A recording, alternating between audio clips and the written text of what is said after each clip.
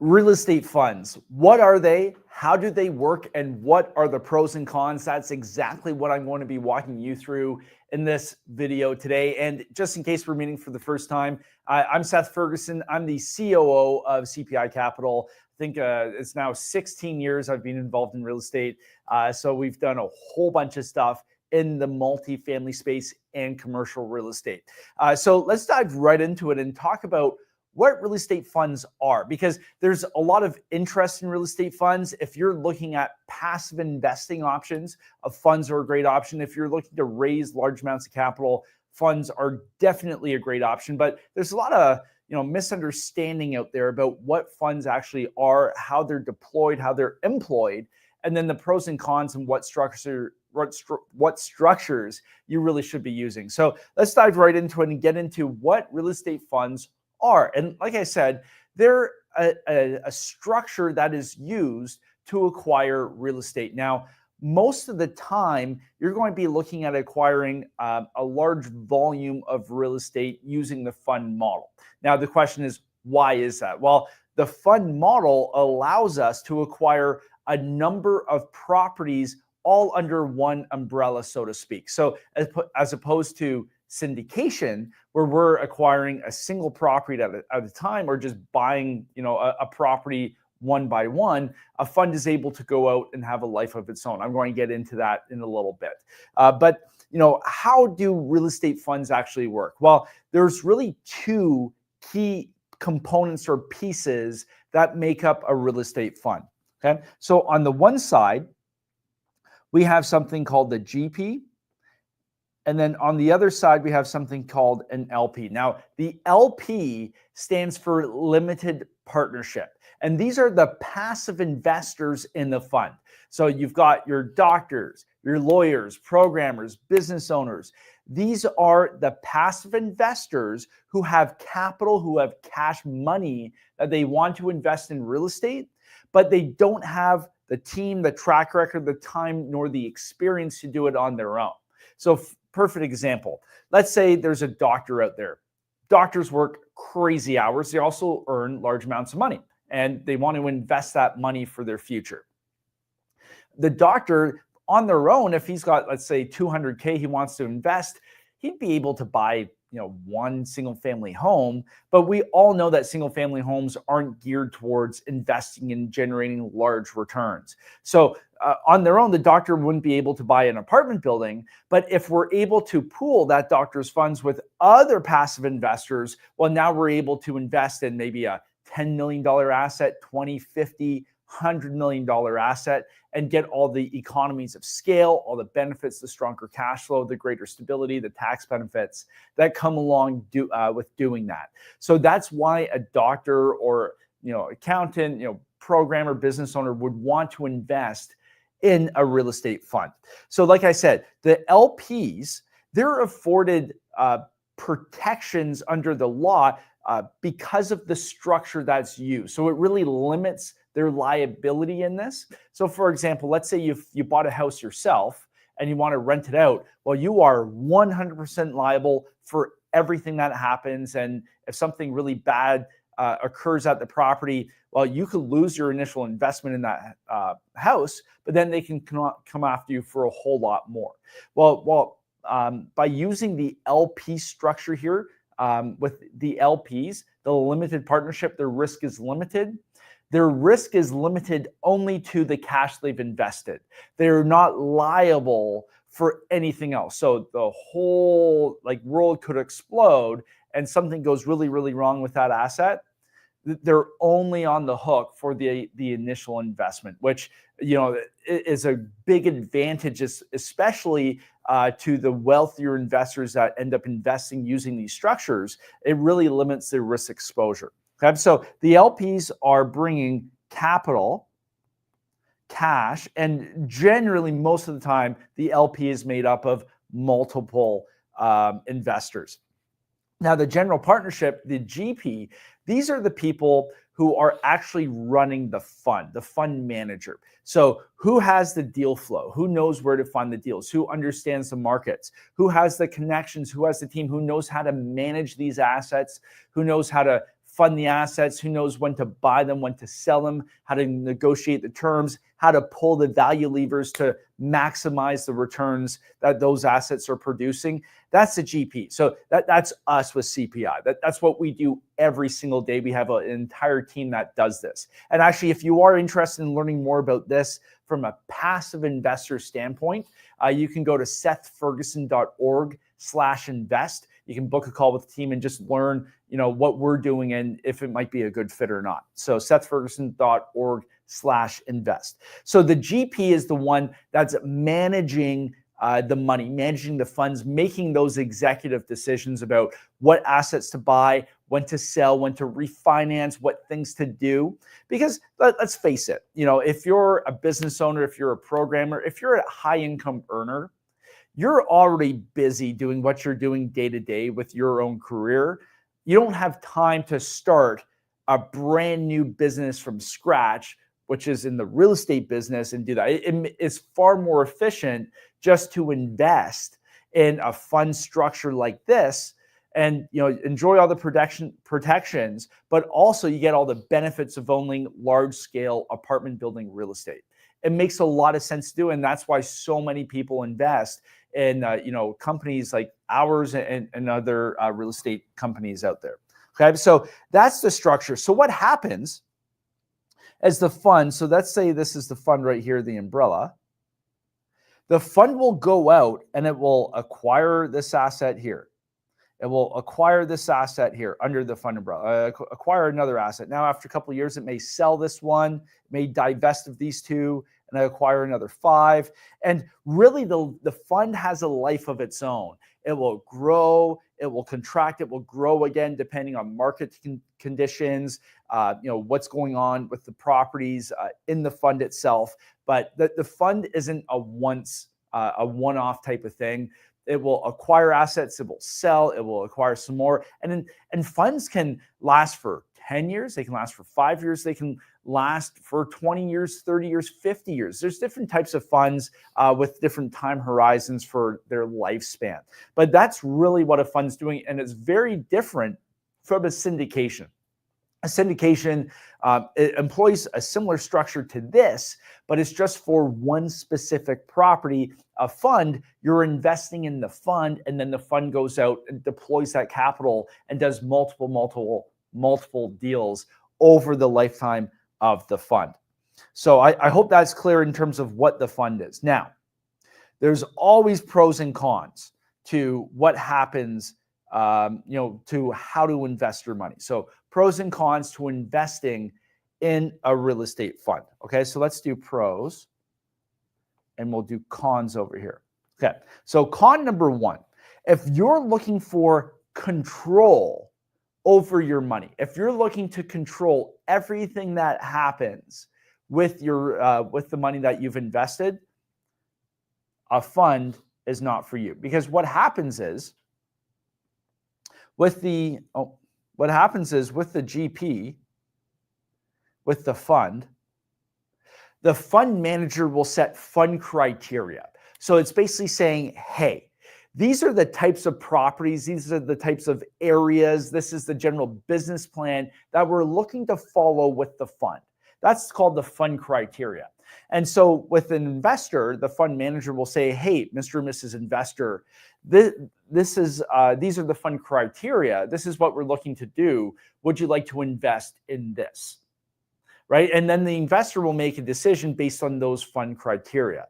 It's not like a syndication where the sponsor will say, Mr. and Mrs. Investor, I have this specific deal. Would you like to invest in this deal right here that this is what it is? No, with a fund, there's fund criteria, and that's what the investor is investing in. So if you're somebody who is looking to control everywhere their money goes and know exactly what property it's going and be able to veto some properties, the fund isn't for you, because you're essentially trusting the experience and the track record of the fund manager to make those educated expert decisions in your best interest, right? That's what happens in a fund. So if you don't want somebody making those expert decisions and you want to be able to dictate, hey, I want to invest my money in this deal, but not this one, but this one, fund is not for you. The the second con, if you're looking for a quick exit, right? Because a fund is not liquid at all. So if you're looking to bring your money in and 3 months later, 6 months later, take your money out, a fund isn't probably going to be the right structure for you, because oftentimes, investors, especially with us, will invest for, 3 years, 5 years, 10 years in a fund. It's very illiquid. Now, for a lot of investors, the illiquid nature of the fund is actually an advantage, because it's like the time you spend in the market, especially in an asset like real estate, the more time you spend in the market, the more your investment will most likely grow, right? So if you have these knee-jerk reactions, there's a blip in the market, and then you're just jerking your knees and you're pulling that money out, generally it doesn't work very well. So the longer your money spends in the market, in the fund, in these cash flow producing assets, it's an advantage. So that illiquid nature, not being able to make those quick knee-jerk reactions, it actually saves a lot of investors from making poor decisions based on emotion rather than logic. But I get it. Sometimes you're looking to get your money into the market for a year, pull it out. A real estate fund is not for you in that case. It's not designed, it's not built, it's not engineered for that. If you're looking for a longer term investment, it's not get rich quick, but get rich for sure. A real estate fund is definitely for you. And then the third con is it's not accessible. So what I mean by that is there's going to be income requirements and asset requirements. So if the fund is working through the exempt market, so if they are raising money from what's called accredited investors, not everybody can participate. So an accredited investor, in a nutshell, is somebody who earns over $200,000 a year, 300K as a couple, or they have $1 million of net assets, excluding their primary residence. You can't count your house, right? If you own other properties, you definitely can. But 200K individual, 300K as a couple, or $1 million of net assets, not including your primary residence. So the fund is exclusionary. And what I mean by that is not everybody can participate. The government, it's not the fund manager, the government has set these expectations and requirements for somebody who's able to participate in real estate funds that are going the exempt, what's called the exempt market. So what you'll find is, and that's why I mentioned you have a lot of lawyers, business owners, doctors, programmers, athletes, a lot of people like that, those high income earners, they invest in a lot of these real estate funds. So it's not accessible to everybody. There are requirements, and that definitely could be a con, because there are a lot of people who know a lot about real estate, but because they don't meet those income requirements, they're not able to participate in select real estate funds where the government's imposed those requirements. So you want to do your research. If you're not sure, you can definitely book a call, sethferguson.org/invest, and we can actually help you, walk you through this stuff and determine whether or not you're at, you qualify for these types of investments versus other types of investments. So you can book a call if you're on the fence and you're not quite sure, or if you know you're an accredited investor, book a call and then we can walk you through some options we have for you for these cash flow producing multifamily assets. Okay, so those are the three cons. No control if you're looking for that. You're not liquid. It's not a short-term thing, and there are income and asset requirements to participate. Now, there are a lot of pros when it comes to a real estate fund, a ton of pros when it comes to real estate. So pro number one is the money is ready. So the money is ready to go. So let me walk you through what generally happens with other types of structures. You find a deal. This is like syndication. You find a deal, you get it under contract, and then that person has to go off and raise the money. And they're in a very, very tight timeline. With a real estate fund, the money's sitting there. The powder is dry. There's a huge fund of money sitting there ready to be deployed. So depending on the situation of the asset, the seller, depending on the market conditions, the fund can be a huge advantage because the money's sitting there. So the seller knows that the fund has the money already, And oftentimes, if the situation's right, the fund can negotiate a discount or better terms for that deal because they're ready to rock. There's not the risk the seller has that this person has to go out and now raise $20 million in the next 60 days. And if they can't do that, the deal falls apart. There's a lot of certainty there for the seller, and there's a lot of certainty there for the fund as well, because the fund knows it has the money in the bank. So there's no hoping or being like, oh, maybe we can't raise this. The money's there. The seller knows the money's there. The deals can get done quickly, and that can unlock some advantages in terms of price and terms for doing that deal. So it can work out for the fund, but also the investors who are investing in that fund. Now, the second pro is diversification. Now, obviously, that's a long word to write live as I'm talking. So diversification. So with the syndication, like I said before, it's a one-off type of deal. So you invest in that one asset and that's it. With the fund, your capital, your money is spread across multiple properties. Maybe the fund has 5 properties. Maybe it has 10, maybe it has 50, maybe it has 100 properties in it. So your money, your funds are spread across the entire fund portfolio. Now, what does this do? In case one property underperforms, something happens with it, there's still all the other properties in that fund to boost it up, to shore it up, so all of your eggs aren't in one basket. Now, going back to control over here, some investors, they want to dictate, yes, I want to invest here, I want to invest here, I don't want to invest in this deal. So in that case, syndication is great because the investor can make the call. But if you're looking to invest your money with a trusted, a proven fund manager who they have the track record, they have the experience, they have everything you're looking for, and you want them to go out and acquire these assets and take advantage of that diversification and spreading your funds across multiple properties, the real estate fund is a huge plus for you because that's exactly what it's designed to do. Now, the third pro is your money keeps working. So let me do like a fist with a bicep, right? That's the muscles right there. It keeps working. The money keeps working. So what happens in a syndication is you invest your funds in the syndication, and then at some point, maybe after 5 years, the deal's going to sell. Now you have this big fat check, and now you have to go out and find another syndicated deal to invest your money in. Right? That's for somebody looking for full control, that's right up your alley. But if you just want your money to keep working in the market without that downtime, a fund could be something you want to consider. And the reason is, once the fund sells one asset, well, now it's going to go out and acquire other assets, but it still owns a whole bunch of other properties. So your money keeps working and working and working. Now, eventually, if the fund is designed to wrap up in 10 years, yes, at the end of the 10 years, you're going to get the big fat check from the fund.